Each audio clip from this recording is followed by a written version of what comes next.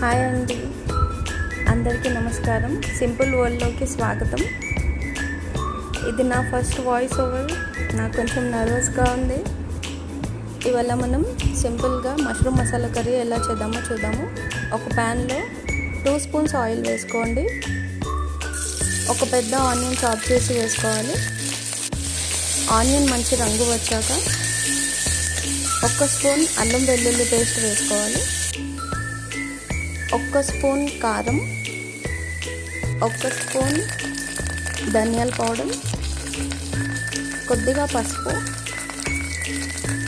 కొంచెం ఉప్పు వేసి బాగా మిక్స్ చేసుకోవాలి. ఒక జార్లో 2 పెద్ద సైజ్ టమాటా, 10 బాదం వేసి పేస్ట్ చేసుకోవాలి. ఆ మిశ్రమం ఇందులో వేసి బాగా మిక్స్ చేసి 1 పచ్చిమిర్చి వేసుకోవాలి. అలాగే కట్ చేసి పెట్టుకున్న మష్రూమ్స్ వేసి బాగా మిక్స్ చేసుకోవాలి.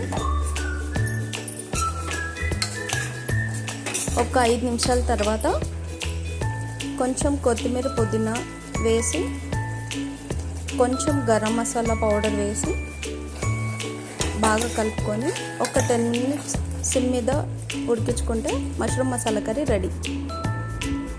మనం పూరితో అయినా సర్వ్ చేసుకోవచ్చు, లేదన్నా రైస్తో అయినా తినొచ్చు. చాలా బాగుంటుంది.